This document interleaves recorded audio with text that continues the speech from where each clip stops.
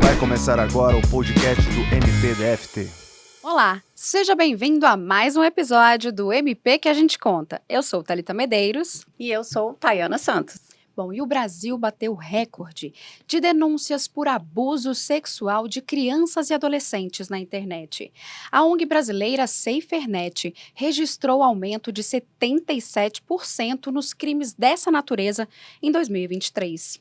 Verdade. E com os nossos jovens cada vez mais conectados, é importante que os pais alertem e orientem sobre os perigos no mundo virtual. E para orientar sobre como é possível navegar de forma segura e livre de violência, nós temos hoje 2 convidados para bater um papo aqui com a gente sobre esse assunto. É isso aí. A nossa primeira convidada é a promotora de justiça Camila Brito, coordenadora do Núcleo de Enfrentamento à Violência contra Criança e Adolescente Nevesca, aqui do MPDFT. Bem-vinda, Camila.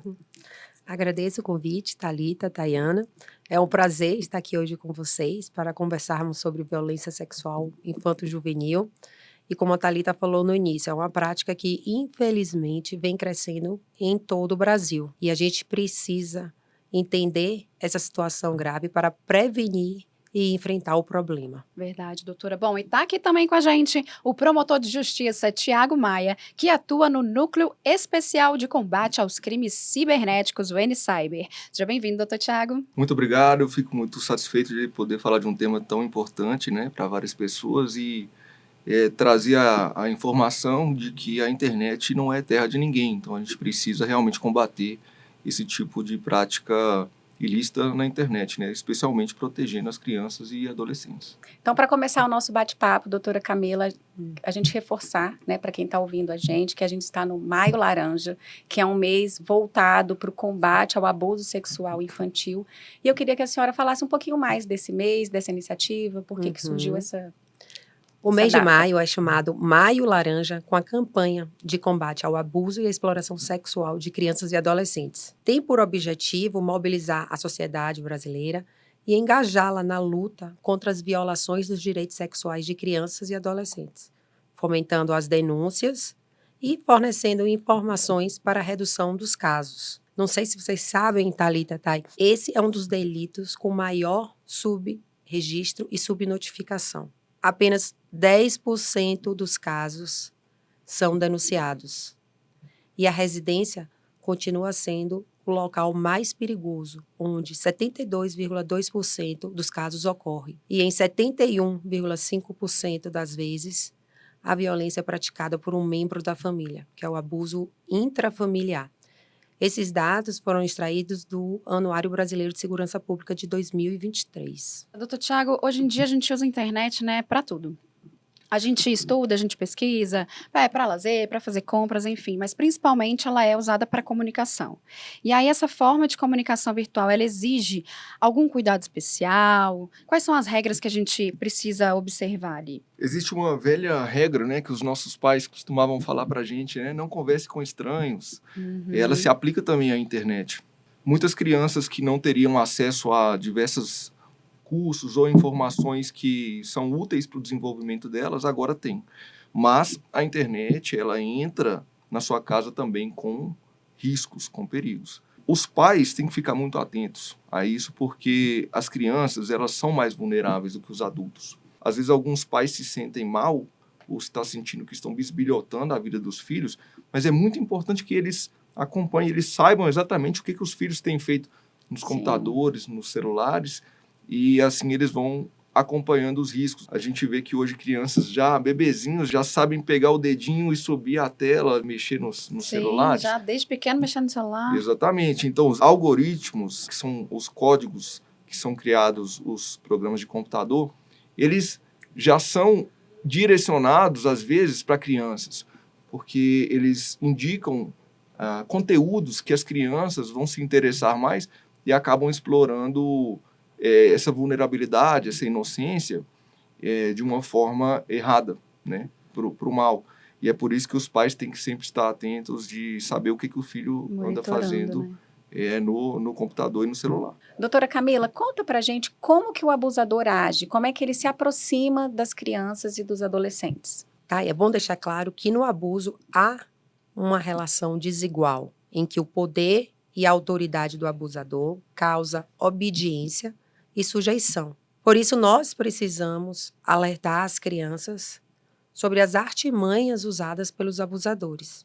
Nós precisamos ensinar as crianças que se alguém oferecer doce, brinquedo, dinheiro, passeio, a ameace ou ameace alguém de sua família, em troca de ver, tocar, tirar foto das partes íntimas dela, para ela dizer não, se afastar imediatamente do agressor, mesmo que ele seja da família, e procurar o adulto de referência, o adulto de confiança.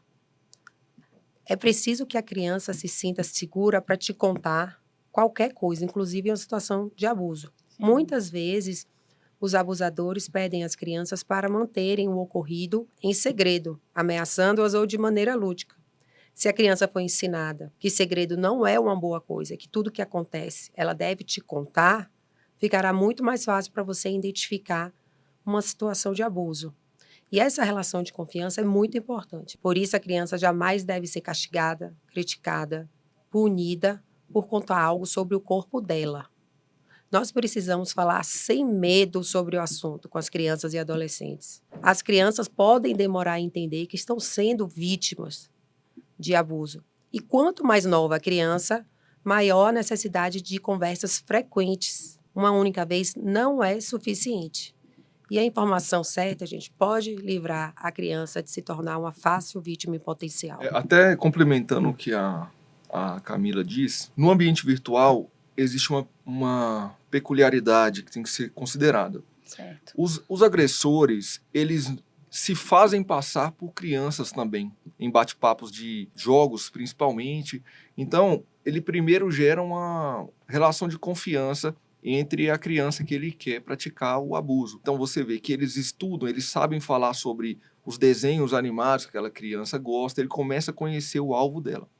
Quando está estabilizada essa relação, principalmente os abusadores sexuais, eles começam a abordar assuntos de sexualidade que, às vezes, a criança nunca teve a oportunidade de falar com o pai e com a mãe. Então, ele quebra aquele tabu e ele começa a fazer que a criança comece a ver aquilo como uma coisa mais natural. E aí começa a enviar, inclusive, imagens, né, de partes íntimas. Inicialmente, ela achava que aquilo era errado. Ela começa a ver, ó, se essa pessoa está falando assim tão abertamente, talvez não seja errado eu ver um vídeo com cena pornográfica. E aí é que começam os pedidos, os abusos em si, né? Manda uma foto para mim. Aí a criança, achando que está tudo certo, ela manda uma foto. E aí, depois que ela manda a foto, muitos abusadores, eles usam a estratégia de criar a vergonha, explorar a vergonha da criança. E falam assim, olha, se você não mandar mais foto, eu vou contar para o seu pai, eu vou contar para sua mãe. Ameaça, né? Exatamente. E a criança não consegue sair dessa situação. Então, isso que a Camila falou é muito importante, que a criança tenha aquela confiança, aquela liberdade para poder contar para o pai e para a mãe ou para alguém que ela confie, justamente para evitar essa situação se perpetue. Exatamente por isso que, até complementando a pergunta anterior da Thalita, mais de 90% das crianças hoje usam celular para acessar a internet. Muitas nunca nem mexeram em computador, né? Nem sabem mexer em mouse, teclado. As mais novinhas, As né? mais novinhas, realmente, elas são uma geração que é mais da tela, do touchscreen. E muitas delas gostam de jogos em que tem bate-papo. E é nesses jogos, nesses bate-papos que elas são abordadas. Por isso que foram desenvolvidos ferramentas de controle em que os pais conseguem desabilitar o bate-papo do jogo que a criança gosta. Muitas crianças gostam de jogar Minecraft, por exemplo. É possível que você vá lá nas configurações do jogo e tire a possibilidade de bate-papo. Então, você já fecha uma porta para uma pessoa se aproximar ali da sua criança. Ou seja, monitoramento sempre, né? Agora, e os pais? O que eles podem fazer? Conversar quando descobrem que tem alguma coisa suspeita, enfim, o que eles podem fazer? É a base do diálogo? Proíbe? Como é que o que vocês podem falar para a gente? Dar um conselho? Essa questão é delicada, porque se tratando de criança e adolescente, às vezes você proíbe, você gera uma curiosidade na criança. Então piora, você pode né? conseguir o efeito contrário. Sim. A criança vai querer fazer aquilo que você proibiu. O diálogo é a chave de tudo. Exatamente. Então primeiro você explica por que não pode.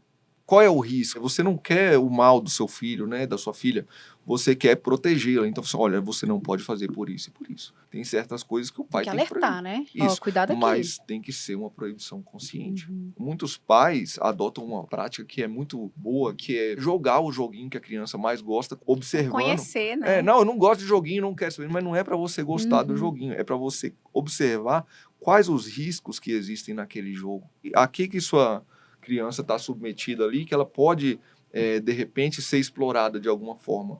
E essa relação até gera uma relação mais próxima do pai e da mãe, né? Às vezes a criança nem sabe que o pai não está se divertindo ali com o joguinho. O pai está apenas de olho ali, querendo entender como é que funciona. E os pais também podem limitar os jogos, os programas de acordo com a faixa etária. Doutora, e como a gente já está comentando sobre essa questão do mundo virtual, então, como o doutor Tiago já falou, então, assim, não conversem com estranhos, não exponham onde você mora, muitas vezes tiram fotos com uniforme, então, tem mais alguma dica, assim, desse cuidado nesses ambientes? A internet, apesar de chamarmos de mundo virtual, faz parte do mundo real. Então, não faça na rede o que você não faria fora dela.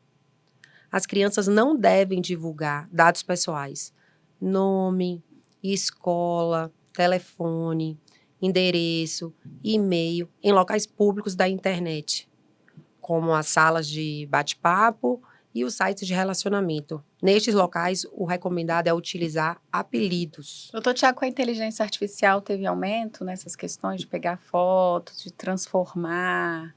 Muito. Existem programas que elas criam até vídeos, né, com o rosto da pessoa, a voz da pessoa, que dificilmente a gente consegue saber qual é real ou não, né? São os chamados deepfake. E muitas crianças são alvo desse tipo de prática. A gente vê casos na escola, alguns coleguinhas pegar a foto das colegas e fazer vídeos, né, para expor, e mesmo não sendo real, gera uma situação muito vexatória para aquela criança, né, do adolescente.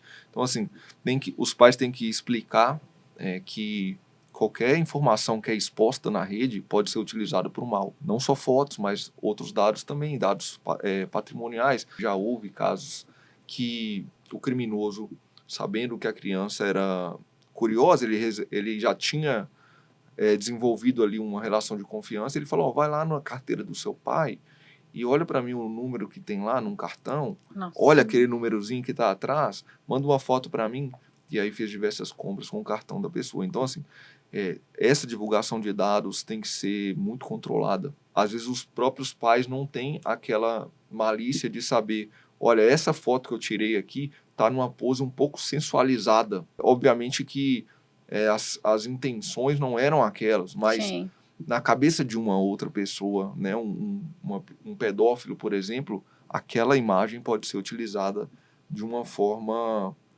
abusiva. E aí, quando tem esses crimes virtuais, o que as pessoas podem fazer, assim? Como é que elas denunciam?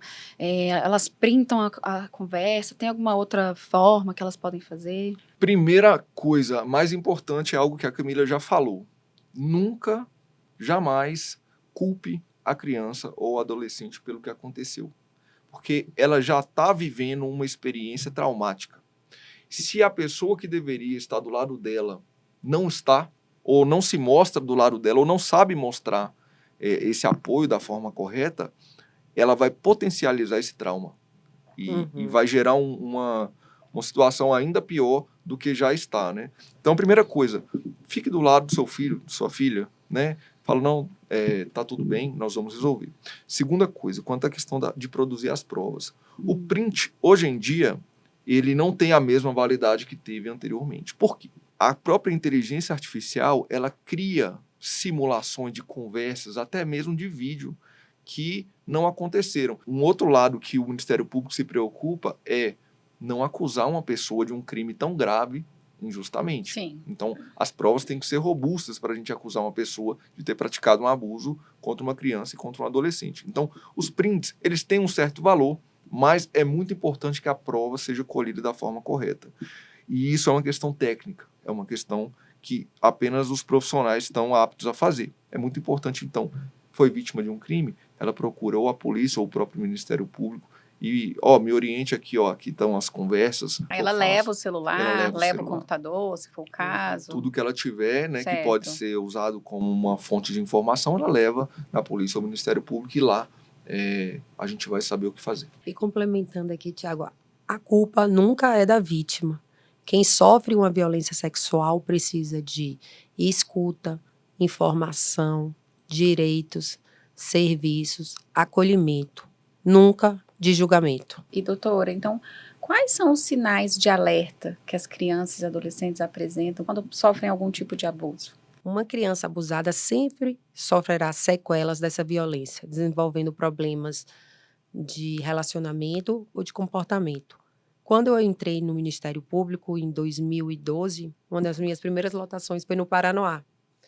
E eu peguei um caso em que o pai estuprou a própria filha de 9 meses. E aí esse caso me abalou muito emocionalmente. Assim, eu fui conversar com a psicóloga do MP. E aí eu falei para ela, dos males o menor, ela é uma bebezinha, os médicos vão reconstituir as partes íntimas, ela vai crescer saudável e nem vai lembrar do abuso. Aí a psicóloga, não, ela não vai se recordar do abuso, mas ela vai levar para a vida dela as consequências da situação abusiva. É uma marca eterna, né? Existem alguns sinais que podem indicar que a criança está sendo violentada sexualmente. Queda do rendimento escolar de uma hora para outra, ansiedade, medo generalizado, conduta suicida, rejeição do próprio corpo, exposição dos genitais, frequentemente, automutilação. Muitas crianças, muitos adolescentes se automutilam com gilete, com faca. Isso é muito comum a gente receber processos. E aí, no calor danado, a criança vai de casaco para a escola. Aí a professora suspeita, por que ele está usando casaco nesse calor? Aí quando vai ver, é ele tentando encobertar as feridas, as lesões. E muito importante, se você perceber algum desses sinais, tome cuidado com sua reação. Ela pode fazer com que a vítima se sinta ainda mais culpada. O importante é você acolher, dar apoio à criança, deixar ela falar e não duvidar de sua palavra. Além disso, vocês também precisam procurar os órgãos do Sistema de Garantias de Direito, o Ministério Público, Conselho Tutelar, equipamentos de saúde, assistência social, para que eles adotem as medidas e os encaminhamentos necessários. Doutora, essa é uma parte muito importante, a gente até vai pedir para a senhora repetir, que é justamente os canais de denúncia. Se a gente descobriu, se a escola identificou, ou você identificou alguma coisa na sua família, quem que a gente deve procurar para denunciar? Se você tiver a suspeita, não precisa ter provas, ou conhecimento de que alguma criança ou adolescente esteja sofrendo violência, denuncie, compareça no Ministério Público ou entre em contato com o Ministério Público. Nós temos a ouvidoria 127, tem os conselhos tutelares, tem as delegacias especializadas e regionais, tem o Centro 18 de Maio, tem o Disque 100, qualquer lugar do Brasil, tem também o 125 no Distrito Federal, e denuncie.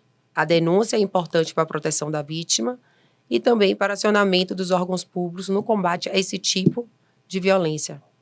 Romper o silêncio é uma forma ativa de lidar com o problema e evitar que ele continue acontecendo. É isso, gente. Então, eu queria agradecer a presença de vocês, né? Hoje a gente aprendeu sobre um tema muito sensível, que é o abuso sexual de crianças, que acontece no mundo real, que acontece no mundo virtual. E a gente, né, saiu daqui com várias dicas valiosas para proteger, né, quem a gente ama tanto, que são as crianças e adolescentes. Doutora, a gente queria agradecer a sua presença, queria saber se você quer deixar alguma palavra, alguma mensagem final. Eu que agradeço mais uma vez o convite, Thalita, Tayana, os ouvintes que acompanharam esse episódio. E lembrando que a luta contra a violência sexual infantil é uma tarefa de toda a sociedade, dos profissionais do sistema de justiça, de segurança pública, saúde, educação, políticos e da família. Vamos todos juntos lutar por uma infância livre de violências. É isso. Eu acho que a gente aprendeu 2 palavras aqui que surgiram muito, que foi monitoramento, né, das crianças no mundo virtual e o acolhimento às vítimas, às crianças e adolescentes que sofreram algum tipo de abuso. Doutor Tiago, quer deixar uma palavrinha? Tá, agradeço também a oportunidade. É importante que as pessoas compreendam que a internet ela tem seus benefícios, mas não é um local em que nós precisamos estar expostos e vulneráveis. Quem utiliza a internet para o mal precisa ser punido. E é importante que, ao tomar conhecimento de uma vulnerabilidade ou alguma exploração ou alguma situação em que uma criança ou adolescente está em risco, que ela notifique, que ela registre uma ocorrência, porque isso vai ser investigado e é possível chegar aos culpados. E se as pessoas não denunciarem, não fizerem nada, essa pessoa vai ficar impune e vai fazer mais vítimas. Então, é muito importante essa consciência e agradeço muito a oportunidade de poder espalhar aí essa ideia, essa informação para mais pessoas. Obrigada pela presença. E esse foi mais um episódio do MP que a gente conta. É isso, acompanhe todos os nossos episódios no Spotify, no Google Podcast e no nosso canal do YouTube. Então, até o próximo programa. Tchau, tchau. Até mais. O MP que a gente conta e você pode contar com a gente.